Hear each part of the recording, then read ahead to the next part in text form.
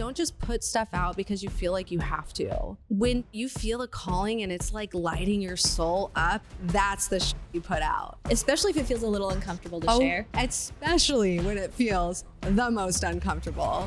Our goal was to raise $100,000 in 60 days. Hardest 60 days of my life. How do you support yourself through the tough moments? Every ounce of me is saying I want to quit, but there's so many more people in my life that were like, no. The more we allow others in, the more we have a deeper impact than our perfection ever could.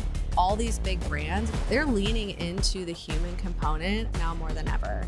Forget the stress, sorry. I feel a little bit passionate about this. What are some of the biggest trends that you're seeing in content right now? What hits the most and what gets the most traction right now is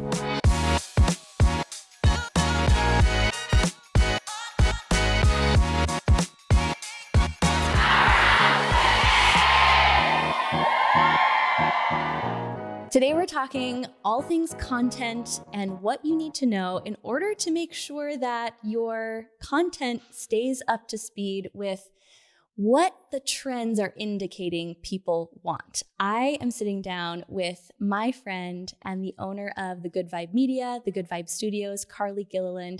She and her team are actually the video geniuses behind our event content, our live podcast studio space, and so many of the big moments of Powerhouse Women.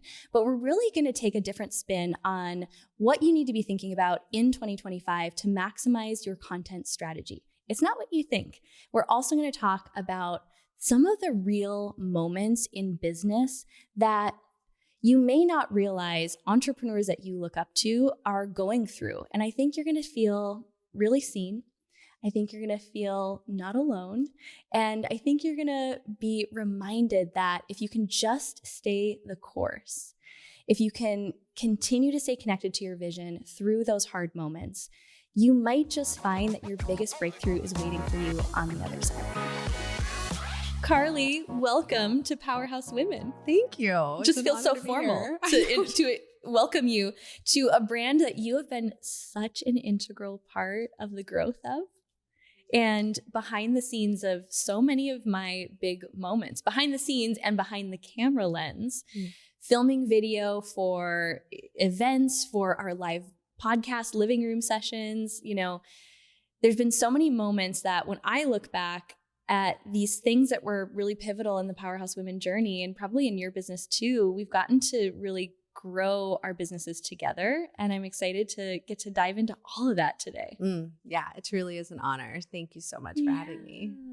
So, you know, you have been such a pivotal part of a lot of the content that we've created. And I want to have a conversation that really kind of blends your expertise as someone who is in video production and really on the cutting edge. You're working with some of the biggest brands, Powerhouse Women being one of them. Of course. But Create and Cultivate, so many corporations. And you know, when I think about what drives the growth of Powerhouse Women, it really is our content strategy, specifically video. So we want to give everyone kind of a perspective on what we see is changing, what people should be focusing on and not focusing on, and almost give people permission to find their own authentic strategy when it comes to their content. But then you have such an inspiring story as an entrepreneur that we're going to dig into as well. So I'm like, that's where a do lot. we begin? That's a lot to accomplish. We're well caffeinated. Yes, exactly. we are.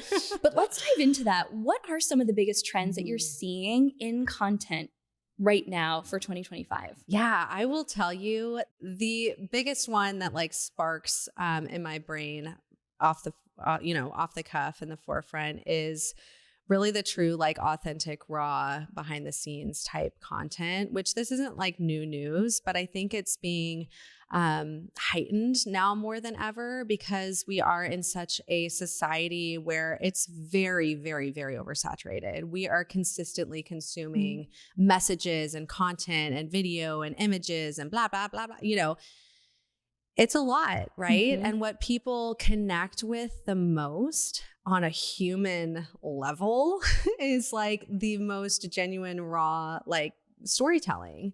So storytelling and authenticity, like these are all words that are thrown around all the time, but like I know it in my soul, and like it's been a consistent theme and thread throughout, my career, is really understanding that like what hits the most and what gets the most traction and what's quote unquote trending the most right now is that real raw storytelling. So you're going to see a lot more like docu-series type content from these big brands and businesses that are coming out. Just a lot more of that behind the scenes from a UGC content format and a highly produced type of format too. Yeah, which is such a beautiful way to blend. Even when I think about your background as a filmmaker, that's what you went to school for. We actually are working on something that I haven't talked about on the podcast. Yeah. I haven't actually shared much beyond just my inner circle. I started to feel this nudge to reconnect with myself as a creator, first and foremost. And when I think about even what the birthplace of Powerhouse Women, the origin of Powerhouse Women, was that I wrote a book that had no intention to become a business. It was a pure creative channel. And I have thought about writing another book. That is something maybe I'll do. But I kept getting this download of just filming this season of life, not knowing and not needing to know what it was going to turn into. And as most good ideas do, it just took one walk with a friend who's like, yeah, you need to do this, Linz.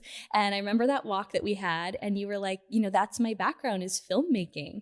And so, what you're going to start to see even from me, I almost look at that more as like personal brand than Powerhouse Women, but I feel this craving to document it just for the sake of documenting. And I want you to speak to this because, it is almost this departure from thinking about our video and our content through a marketing lens first. Right. It's thinking about it through a human lens first and trusting that some of that's going to also have a business impact. Some of it's not. But the thing that we talked about first and foremost was this project needs to not have an intention or a business ROI behind it. It just has to be purely creative, which is hard because we're both business owners and we both have big ideas.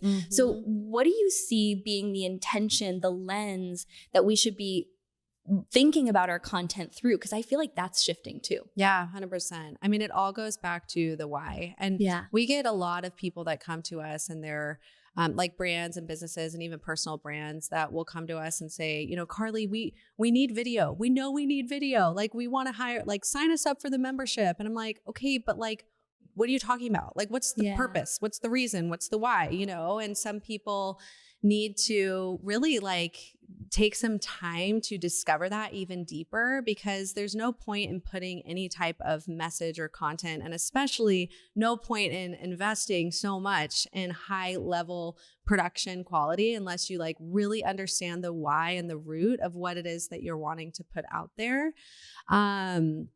And I guess that kind of like counteracts what you were saying with us developing this beautiful thing. But from my perspective, when I hear you speak and just knowing all that you've gone through these last few years too, what is happening in your life is it needs to be documented. And you know that because you get that calling, you get those drop-ins that you don't know for why or what reason or what it's going to look like in the outcome, but having it documented, like, I can't even, it gives me chills just think like, we don't even know what we're doing with this yet. Yeah. But knowing the impact of like everything that you're experiencing right now, every brand and every product and every service has a human component and a why behind it. And that is what us as consumers from like just watching and being a sponge and taking it all in, and consumers is actually like purchasing the thing or the product or the service. We're craving that. We're craving that why, and we're making those decisions on what to consume and what to purchase based on who is the human behind it, right? And why have they created this? And why is it their mission? And why is it their purpose? And I think that's that's probably like the biggest trend, so to say, is what I'm witnessing with all these big brands is like they're leaning into the human component of their brand, their product, their service now more than ever. Mm-hmm. And they're telling those stories. People want to hear them. That's how they're making their choices. Yeah. And I realized that part of what was stopping me, and I think it's helpful to speak to this and even speak to the intention behind what we decided to create together, but also bring it to a level that people realize they don't have to invest in professional video to get this authenticity across. I realized how much I am experiencing so many things behind the scenes that I need time to integrate. And it's not always the moment that I want to pop up Instagram and share a story because I'm in a moment that I do want to be transparent about. But when it's so raw, it's not the time or the place, or I'm not thinking about that. And so we started to talk about how, what if I just gave myself permission to capture everything? And you keep telling me this. I'm like, should I capture this and that? You're like, yes. Capture all of it. And we may not end up necessarily like using it for, again, we keep saying whatever it is that we're creating.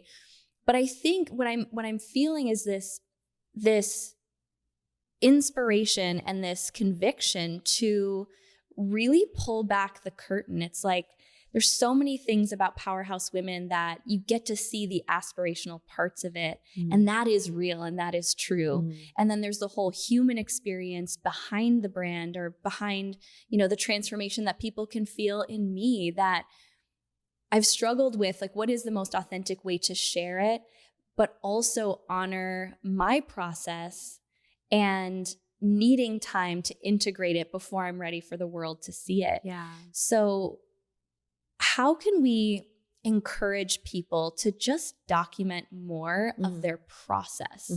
What do you see the main value is in doing that? Yeah. And I understand too, I'm even thinking about this on a personal level too, because throughout my journey of like, wanting to go into the news and broadcast journalism and then quickly realizing that's not my jam. I want to go into more documentary style, and then becoming a single mom, just fucking survival mode, like building a business because I just needed to put food on the table for her. And, just the journey that I have and thinking about like, there are so many points where I'm like, F the world. Like the last thing I want to do is like film myself and like share this like down pit fall where I'm like in the lowest of my lows, where at the same time, I also know like those lowest lows or those biggest challenges or those moments where you're like, I am done. Like, I think I quit, right? Yeah. Like that's literally where the magic is on the other side. And you talk about this so much, Lindsay. Every time you share this, I'm like, oh, it speaks to my soul because I know that feeling so well. And I promise I'll loop this back into, the tactical, how it loops into video trends and all of that. But what I'm trying to get at is like, even if it doesn't feel in alignment to like throw your camera up and record these moments, know that they are like such pivotal moments and they have such deep purpose in the growth of what is lying ahead for your future. And whether that's documenting, like for me, documenting like in my journal is how I document. Like I'm sharing the feelings, the stories, I can't get myself in front of a camera during all that, but I can sure as shit fill up my journal. Absolutely. And write that. And however that gets translated in some way, shape, or form down the line to help tell my story of how, I've hopefully grow the vision of what I want my businesses to be down the line. It'll be told because I've got it documented. Yeah. So I just don't want to put like too much pressure on people of like, oh, when you're having that ugly cry, throw your camera up and let's see it type thing. There's other ways to document all the moments and screenshots and all of that too, that just will play a part in the big picture story of where it is that you're going. Do it for the plot. Do it for the plot, baby. I mean, that's what I keep thinking is like, I know there will be a season down the road, maybe even a year from now, where I'll be so grateful that I captured this for myself. And so I just want to speak to a couple different energies that we're touching on here, because when it comes to content, I think you're absolutely right. I mean, this has been my feeling about content in general, and what I crave as a consumer is the authenticity. And also for me in this season, what's authentic is I need an outlet to just document without it needing to have a business plan. And I think or work with an algorithm, yes, or like literally, I think that's so out the window. Like, forget the fucking stress. Sorry. I feel a little bit passionate about this. No, I love it. Go. Because there's so much in like my industry that's like, oh, you gotta, do A, B, C, D and work. And like, that just like isn't in alignment with how I operate and how I create as like a filmmaker and a creative. I don't have 100,000 followers on my Instagram, but I can tell you the 6,000 that are on my media page are freaking loyal because they've seen the journey, they're there and they know like the realness. Yeah. It's like, it's that concept of like quality over quantity type thing. Like, don't just put stuff out because you feel like you have to. Like, when you feel a calling and it's like lighting your soul up and you're getting that energy, that's the shit you put out. Yeah. Especially if it feels a little uncomfortable to share. Hell, especially when it feels the most uncomfortable. That's when that's the good stuff. And it's just permission, I think, as well, to not put pressure on yourself to show up and share just for the algorithm, to allow yourself the space to find those pieces of content that you do have that resonance behind. I think we're going to see more and more a shift toward that type of content performing better than putting out for quantity over quality. And when I say quality, I think what people are going to be looking for, especially with the rise of AI, which isn't going anywhere, it's the thing that AI can never duplicate is that human connection. And we build connection through vulnerability and letting ourselves be seen, which is so much easier said than done. But I'm leaning into that a lot more too, because I think for a long time, and thank God I have friends like you in my life. I'm just living my life. So I don't understand why it would be interesting to anyone, while simultaneously I want to know every detail about people's lives that I look up to.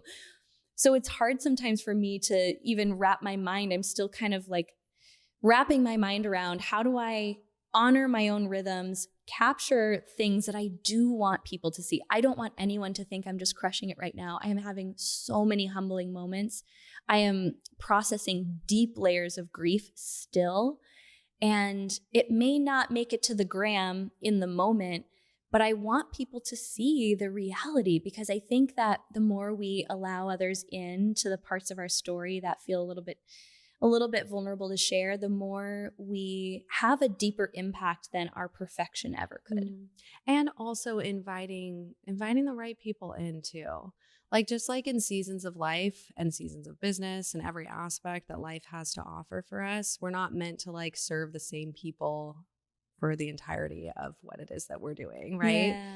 So I just think that there's a time and a place where you'll lose some, you win some, you bring some more in, you let some go. Like, and you just have to be okay with that flow and knowing that whatever it is that's like lighting you up through your business, through personal, whatever. Yeah. The more you're speaking that truth in the timing of alignment where it feels the most pure and true to you, the second you speak it out, the more you're going to realize you're going to attract even more abundance of the right people in your orbit, in your circle. Yeah. Yeah. And you are someone who's always led with that authenticity and given the people in your circle, the people in your community, a real glimpse into what it looks like behind the scenes of bootstrapping your business as a single mom, bootstrapping your video production agency, then launching the Good Vibes Studios, which is where, if you've ever watched, and I encourage you to watch the video of the live living room sessions with Lori Harder and I, that's where we film them in the Good Vibes Studios. So awesome. There've been too much fun. It's so much fun. It's the most fun. Take us back to those early days as a new entrepreneur. You're raising your daughter, you're figuring out how to scale your video production agency. What were some of those harder moments that almost you look back now and you wish you would have documented in some way, because that version of you would be so proud seeing what you've done today? There's so many. And it's funny that you say that, like I've done a good job in letting people in to see it, because sometimes I feel like I haven't, like there's parts where, And maybe it's just like a personal thing where you hit such a low point where you're like, my ego doesn't want anybody to know like the reality of actually what's going on. And at the same time, I'm literally just coming out of one 6-7 months ago. I was in like another like rock bottom moment where I was like, I think my business is done. Like I really think I've hit every single avenue and it's time to quit. And I was not willing to be like public and share that. And in a way, it's like, I also knew in the back of my mind, there was a glimpse of like, nope, Carly, you've been here before. Like you've hit these points where you are like run down to the ground, but what's not run down to the ground is like the vision. Like the vision is still a spark there that you like can't let go of. And because that spark is still there, you hold on. You hold on and you keep trying to push through and find solutions. Mm-hmm. And one fucking day, things just start to change. But it all starts from within, you know?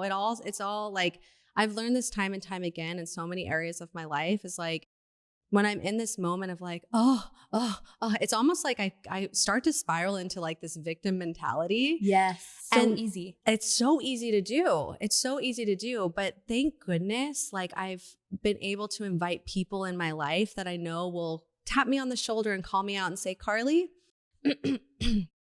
I don't think you're going to get very far with this narrative you got in your mind of like lack and fear and all, you know what I mean? Yeah. So it's the hard stuff that's not comfortable, but like, let's be honest, we live in a society that is just like instant gratification and all comfort. It's like, that's not the reality of life. Yeah. Like what would be life if we didn't feel like the hard shit? Yeah. We wouldn't be able to really truly understand the good stuff. So I'm going off on a tangent, but I think it all, what was the initial question? You know, I don't know. But I think it goes all back to full circle of like, no matter whoever is watching this, if they own a business, if they don't, if they're just going through a tough time in life right now, it's like our perspective is everything in our reality. And if we can like truly understand that when we're hitting like the lowest points of our life and moments where we're like, I don't think that there's another way or another solution to get out, like know that that point is there to serve and you are right on the other side of some huge layer of growth that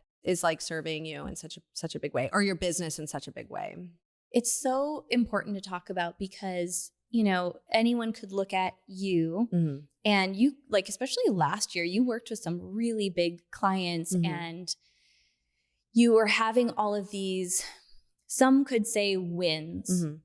And yet every single business owner goes through phases where you're like, I don't know how I'm going to make it through this next season.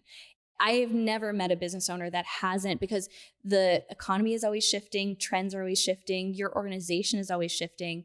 Even what people want and need, it's like your team is always shifting. Yeah. You know, I remember feeling that way after the Powerhouse Women event last year because people saw, 800 people in the room. It was just like this energy that was incredible. So that is true. Just like you have had some high highs. That is true.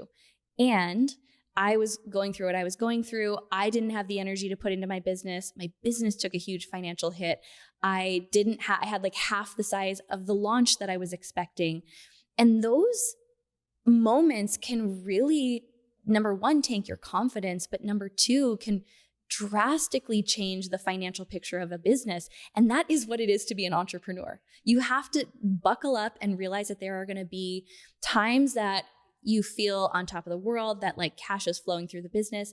And then there are going to be times where it isn't. And if you can stay grounded and have your people and stay mentally in the game, or at least know how to get yourself back there in those moments, that's ultimately how you succeed. But it's so easy to just look at the surface level of any of our businesses and think, okay, they've clearly got it figured out. But I mean, we're both a decade in.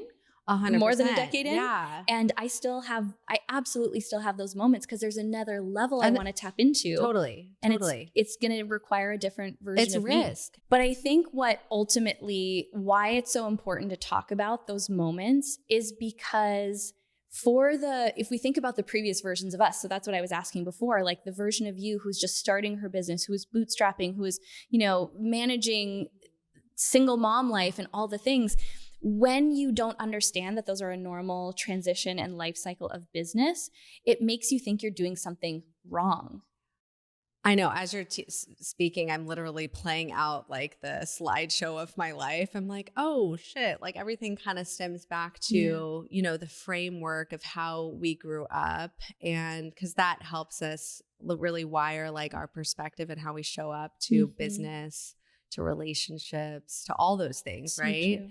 And I think that, the thread, and I won't spend too much time on this, but like I was raised with amazing parents, and I had a sister that was 14 months younger than me, who's like severe special needs. She's pretty low functioning, nonverbal. And now that you're like speaking all of that, I'm thinking, you know what? I think from like age 1, I was absorbing and observing what it was like to face hard things, watching my parents go through raising 2 little girls, one being severely special needs, feeding tubes, like the whole thing.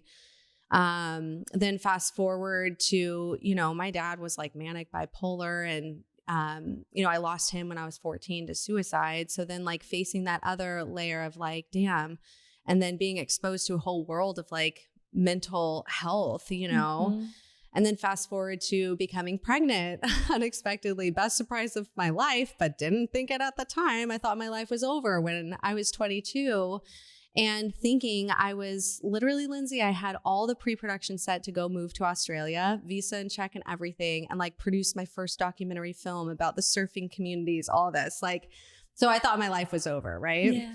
Little did I know that God universe had another plan for me to come back to Arizona and build something for myself that was not only for myself, but for her, for a team of amazing female creatives that we have today, and for who knows the impact that we'll have in the future for the vision that I have. But again, it's like looking back and playing all those things out, it's all perspective. It's like, we're given these opportunities and these challenges and these tough times for a purpose and for a reason, if we've got the perspective and the lens of, I know this is serving a bigger picture. Yes. And I know I'm going to fucking get through it on the other side, and I'm going to rise above it. Yeah. And you of all people, Lindsay, have been the most beautiful example of that. And I feel like that's part of like why I knew that there was so much more to capture in this season, because I still think people are only seeing the surface level and missing the parts that they can relate to most. What are some of the more challenging things in your business in this season that, again, if people are only looking at the surface, they're missing that? Yeah. Honestly, with growth in business comes risk. I was at a point, running a brick and mortar business is completely different than running a service-based business. Yes. Let's be honest. I've learned a lot the last 3 years. And the brick and mortar, okay, I should go back, because the service-based business, I started it as a one-woman show. I was doing everything on my own. And as the demand of more video was needed, I said, shit, I need some help. So I hired out where I knew I could support. That was and it wasn't easy, but now looking back, I'm like, yeah, it was a pretty organic way of building a business and building a team. As the demand comes, you build, you get support. Now, when you open a brick and mortar space, you have a lot of overhead expense that you are responsible for, whether people come or they don't.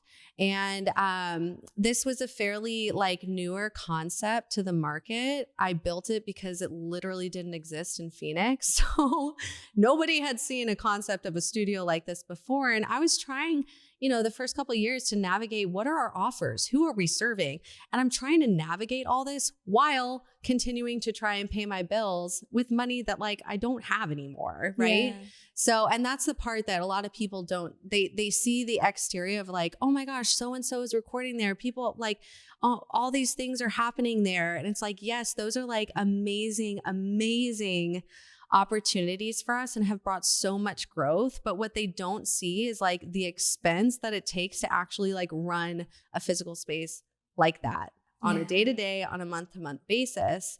And it does take, they say, and everyone's been telling me it takes about 3 years until you get over the hump. And we just celebrated 3 years. And that's when I was at my pitfall of honestly never in a million years wanted to be in this position. But my rock bottom was hitting the point where I didn't even have any more money to pay like my team on Good Vibe Media.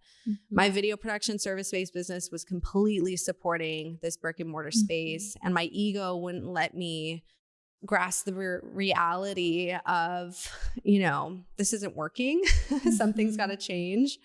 I invested even more and went into more debt when I said, oh, the remodel will change everything. Oh, hiring 2 more people will change everything. It's like, I just kept funneling money, thinking that was going to be the golden ticket that saw sales, that saw success. And it wasn't until I hit that point in December where I'm like, I'm out of resources. I am dry. I am defeated. I'm in this lack, fear mentality, but I still have that glimpse. I still have that spark, and I'm not letting go. And so January on, I just showed up every single day, physically showed up every single day. I got so real and vulnerable with a lot of very key people in my life. And there's a lot that I wish I could share now that has happened the last few weeks, but I can't. But if you follow along with the journey, I'm sure you'll be exposed to it very soon. But there has been, it just gives me chills and makes me want to cry every time I think about it, because what has been happening the last few weeks, I would have never even had the opportunity to even see that something like this could happen if I gave up. And I was at a point where I was about to literally close doors and say, this isn't for me. This brick and mortar space thing, it ain't for me. I'll go back to, give me my camera. I'll just start filming some more videos again. But what I'm trying to get at is that if you stay consistent on the why, and my why for the studio has always been serving creatives. I built this space because me and my team needed it. And I knew that if we needed it, there were so many other creatives that needed it too. It's more than just a physical space to create dope photo shoots and video shoots and podcasts and events. It's so much more than that. It's the community and the collaborative environment that has been built within those walls that we as creatives need. We thrive off of that. The most beautiful things blossom from that. And that is what keeps me going. That one thing keeps me going. And holy crap, it's not done. That story is not over yet. And I'm so grateful that it's not. What was the turning point moment where you were on the brink of wanting to quit and you made a decision not to? Bring us to that moment, because that's so real. I think there's so many people who hit that moment and feel so alone and feel so defeated. Was it just reconnecting with that vision, or what pulled you out?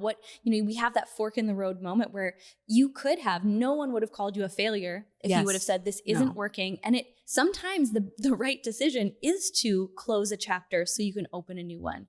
What helped you distinguish your right next step forward? I think what helped the most was being so real with a lot of people in my life and hearing their feedback. So many people, some of my closest friends had no idea what my bank looked like. They had no idea the reality of what I was holding on to and how deep of a hole I was getting myself into. And the second I was able to get very real with them in the situation that I'm at, and every single one of them, and I'm talking so many different perspectives and areas and people in my life, from friends to a diverse crowd I got vulnerable with. And every single one of them looked at me square in the eye and said, you're not done. You cannot give up. And that's when I was like, okay, I don't believe every ounce of me is saying I want to quit. But there's so many more people in my life that were like, no, you're not done yet. And I think that's the biggest sign, is if you can, find, it's people, everything is community, literally Powerhouse Women. We're not meant to do this alone. when I was exposed to Powerhouse Women, like this was really the first dose of understanding, like, and having that like click. We're not meant to do this alone. And especially as women, when I was in a space like raising my daughter, I felt like I had to do everything alone. I was in this like bootstrap, I got it, I'll figure it out, I'm doing all the things. And having that permission, being exposed to you and your community was like kind of one of the first clicks of like, no, we're not meant to do this alone. Actually, the most clarity you get is when you're able to tap into your community. Yeah. So, and that piece about the willingness to be vulnerable, number one, to either have people pour back into you, but number two, so people know how they can support you, how they can help. Yeah. Especially, I think that's really tough when we've been at this for a while and we feel like we should know. Yes, for sure. We feel like we shouldn't be in a position where finances are tight or where our launch didn't go so well. Totally. And I struggle with that a little bit too, feeling like the further I go or the more people kind of prop me up as like, oh, she's built this amazing community. I still am just figuring this out as I go. We all like and all most of the time failing, but then little glimmers of hope. And that's the reality. So if anyone gets anything from this conversation, I'm just so grateful for your heart, for your vulnerability, because it's making me feel less alone in being in seasons that don't fit the version of myself that I know others see, that I even see. But that's just all built on this false reality that you're supposed to reach this level where you just have it all figured out, and as though you're not this evolving, growing human being who's going to be learning new lessons. And sometimes I realized so many of the lessons I had to learn were from really painful endings or really painful confrontations with how the fact that I was running my life or running my business or running my finances previously is not going to work for the level I want to reach. And sometimes it has to be reset so that we can build something true and authentic and solid, and build it in a way that's so much more sustainable. 100%. And I feel like something I'm always trying to lean more into is really the curiosity of like knowing that I don't have it all figured out. Yeah. And something I've been trying to do more of too is like, who can I lean on as a mentor that like business owners that run completely different businesses that I do, but they have an amazing team and company culture. Like, I just think it's so important for all of us in life and in business to look at other people and what they are doing and what, the little aspect of their business or how they show up to life or what their podcast, whatever it is, to lean on those people and ask them questions and like stay curious. Cause I think that that's when I'm in that mentality and that phase, that's where I find the most growth and the most clarity in what my next direction is that I need to go with my content that I'm creating or decisions I'm making with my team or business or whatever it may be. Yeah. So. One of the things that I share so often from your story was the crowdfunding campaign that you ran in order to open the studio. And I share it a lot, specifically within like Six-Figure School, for the stage of business where you're like, I have this big dream, but I don't know how to fund it. I don't know how to get it off the ground. So I want to go back there. It's always so fun to reminisce about this with you, because again, you were such a big part of things I was creating. I was creating Six-Figure School. Literally. Carly was at my house behind the camera. I remember I'm filming this content, looking at her going, is this any good? Is this even helpful? And my neck is hurting because I'm shaking my head so much. I'm like, yes, yes, yes. And simultaneously, you were really stepping into this vision of opening this creative space in Phoenix. So what had you decide to go the crowdfunding route? And then for someone who's really in a season where they're like, I got to bootstrap this vision, I know that it's going to require more capital. How do they know if they should consider crowdfunding as a source of being able to get that vision financially off the ground? Yeah. Okay. So rewind, and I'll give just a quick little backstory on like how this idea even came about. When the pandemic happened, I realized that about 90% of my revenue from the video production side was weddings and events. So I quickly had to like figure out what to do to bring money in. I also saw an opportunity at the same time that so many brands and businesses needed to stand out because everyone was on their screen, right? So quickly changed the business model. And by doing all of this brand video work, the biggest problem that my team would come across is like finding a location that was just ideal for the video production needs that we had for diverse clientele that we had. So that's where the idea of the studio space came about. And when I was in Powerhouse with the mastermind, like all of the things, I was really just like speaking it out as just an idea. And again, getting the permission was like everything that I need to say, all right, well, how do I make this happen? Because I don't have a few $100,000 to build out a physical space. And so a girlfriend of mine said, try Kickstarter. What's there to lose? You know, just give it a shot. So our goal was to raise $100,000 in 60 days. Would I do that again? Hell freaking no. Like it was so hard. Hardest 60 days of my life. But again, lean into the challenges, right? Because you know there's growth on the other side. So I told my team, like I remember when I told my team, they were like, what are we? No, there's no way. Like I could see the doubt in their face. They're like, you're fucking crazy, Carly. I was like, whatever, we're going to try this. My biggest takeaways from crowdfunding campaigns are, number one, you have to be so specific on what you're using the money for. It's like you're pitching a business to investors. Like if anyone's going to give you money, you got to know what it's going towards. So if I were to do it all over again, I would probably like, number one, raise a little bit less money, like maybe $20,000 to $30,000 and say, this is for the cyclorama wall or the lights for this or whatever it is. So that way, like people have a very tangible visual, like, okay, this is exactly what it's going to. The second component and biggest learning curve is like, you really have to like be in it. It's a marathon, not a sprint. Yeah. And what I found was that we got this huge wave of like contributions because of course we're all storytellers. So we had like an awesome video story telling our why and the mission and all that.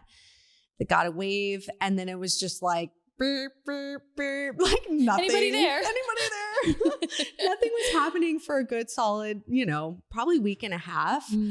And that's when I was like, dang, we got to figure out how to keep the momentum going. So you've got to find ways to get creative on little mini goals. So some things that we did is we had, when I started the campaign, I was like, okay, we've got these 3 offers. This is what they'll choose from. Like, they're all so great. Like, surely every single person will want one of these or they'll want to contribute just for nothing. And that was so wrong. Like, that was furthest from the truth that I quickly realized. If you have more offers, Kickstarter's so cool because you can just like put so many different rewards is what they would call, where people could purchase. Some people might like the idea of buying a hat, something tangible for $20. So, so the more rewards and the offers that you can think of, the better. And if you can sprinkle them out throughout your campaign, even more, great. Oh, another thing that we did for that too is halfway, we hit the halfway mark and we hosted like an small in-person boozy brunch event. I don't know if you remember that. Yeah. But that was an opportunity for us to like get the Powerhouse Women event. What an incredible opportunity to get that like FaceTime in person. There's you cannot replicate that feeling of what it's like to be in the room at Powerhouse Women. Let's be honest. Yeah. So we wanted to halfway create a small like community type of event. Bring other local businesses in that could raffle off items.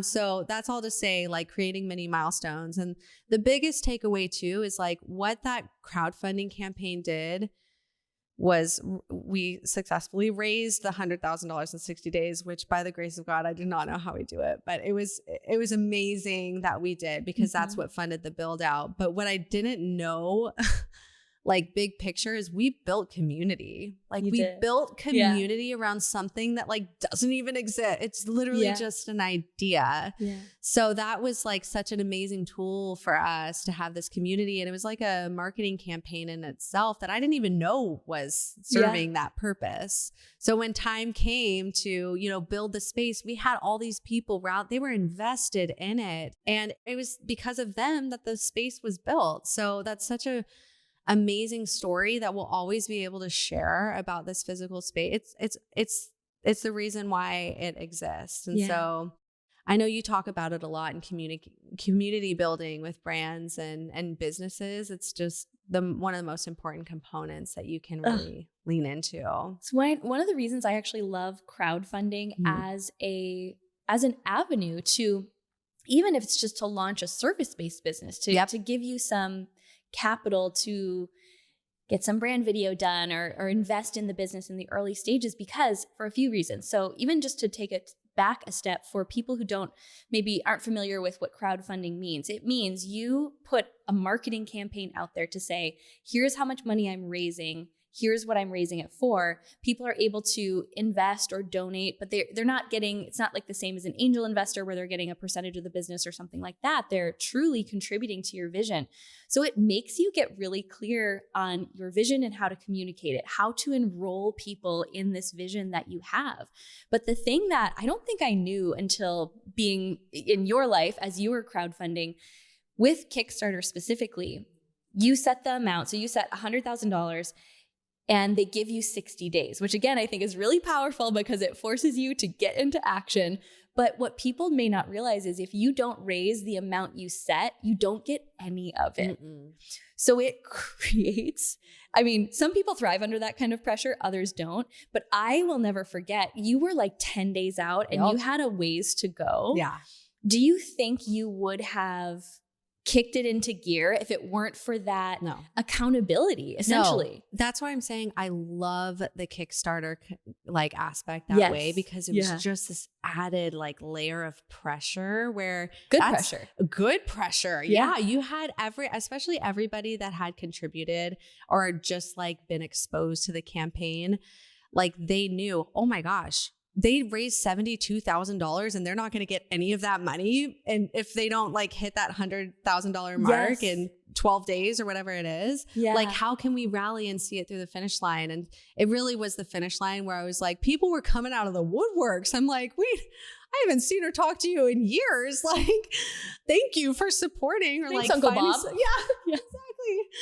So again, to that point, it's that, whereas some other maybe GoFundMe's or some of the other platforms might not have that level of intensity, but damn, that really, really helped us hit that finish line and get to our goal. It was so fun to be a part of. And again, the vulnerability, being willing to share with people and make those uncomfortable asks. Yeah.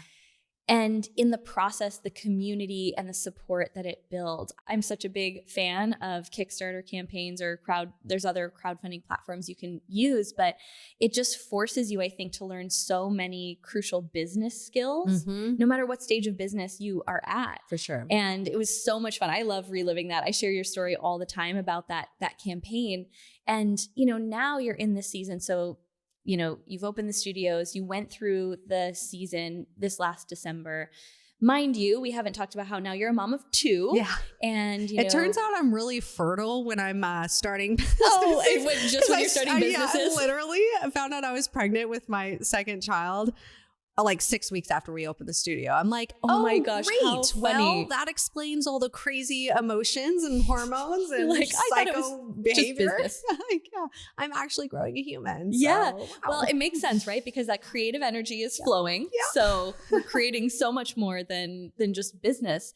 And, there's so many women who listen to this show who are moms and they're scaling businesses. So how has being a mom given you perspective on those difficult seasons in business, and how do you support yourself through especially the tough moments as an entrepreneur? Yeah.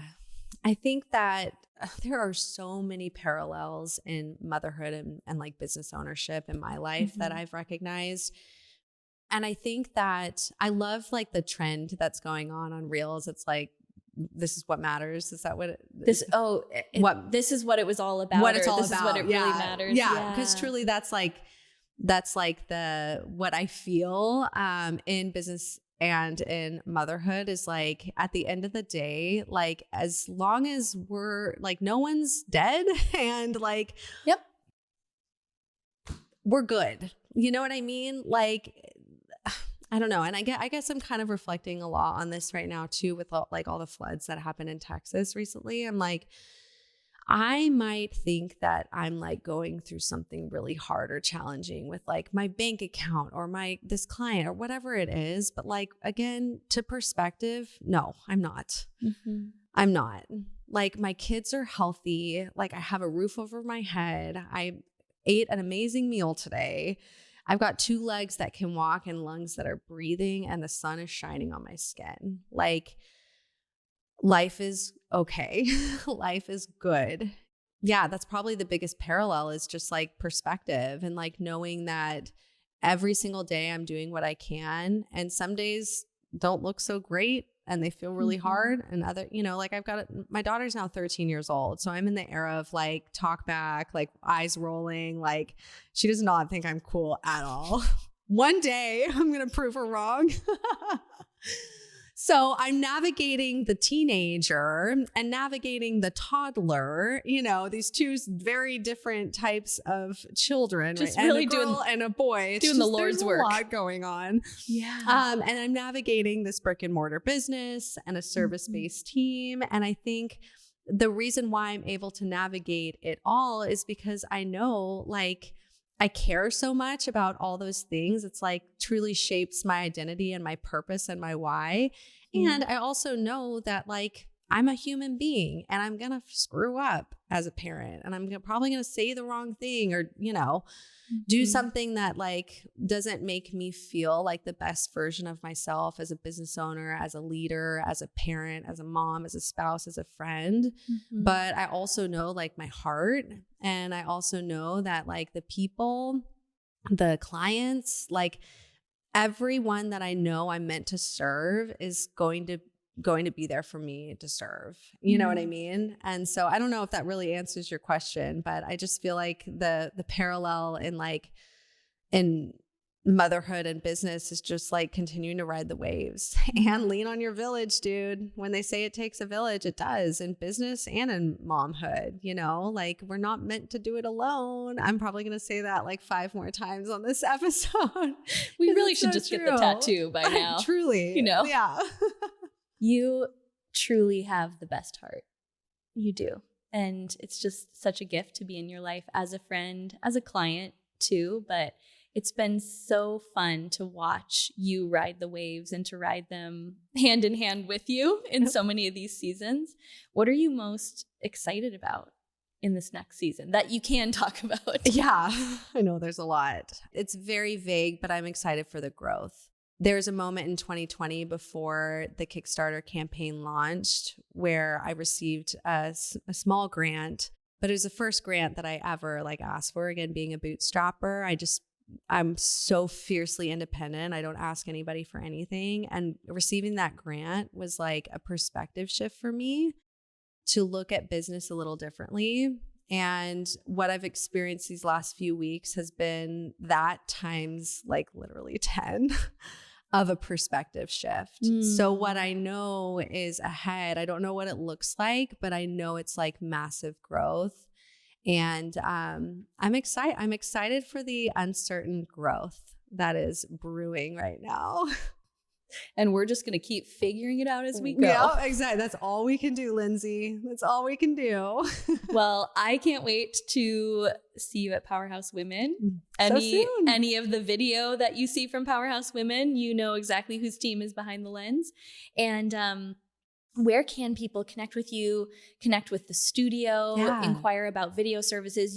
Your team travels all over. And the other thing we haven't touched on, but I want you to just mention briefly as you're sharing where they can connect, is this is a female-founded and primarily female team. Yeah. Your team is ebbing and flowing all the time, but I just always think of it as totally a team of female filmmakers, which is so badass. Yeah, it's so fun. We have a lot of fun. The website is The Good Vibe Studios. I'm sorry, thegoodvibemedia.com is our video production company, and thegoodvibestudios.com is the brick and mortar studio space. And for Powerhouse Women girlies, we do have a discount code. Can I share that? Of course. Okay, oh my gosh, that's so generous. I didn't even know that. I'm that's like, so kind. Yes. But if you want to come check out the studio for the first time, you can type in PHW 20 ! And that'll get you 20% off your first time of booking. So podcast rooms, photo shoots, video shoots. Listen, you want to come host an event. Especially if you're coming in for the Powerhouse Women event. I know that your content days usually fill up really fast, but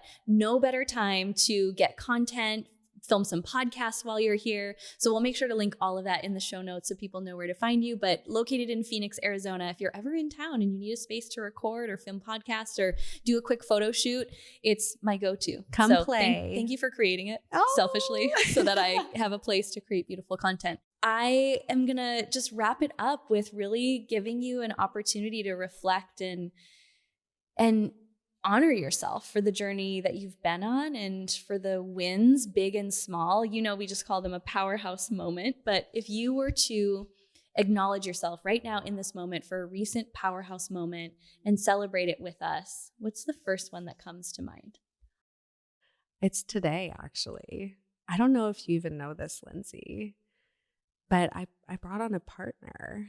Nikki is an official partner. We love you, Nikki. We love you so much, today her Nikki. 30th Today's birthday? her 30th birthday. So there's some like serious energy brewing around here. But that is a big powerhouse moment, not only for me, but I know for her too, and for the business as a whole. She's incredible. She's awesome. We love you. Again, we love you, so Nikki. much. Shout out.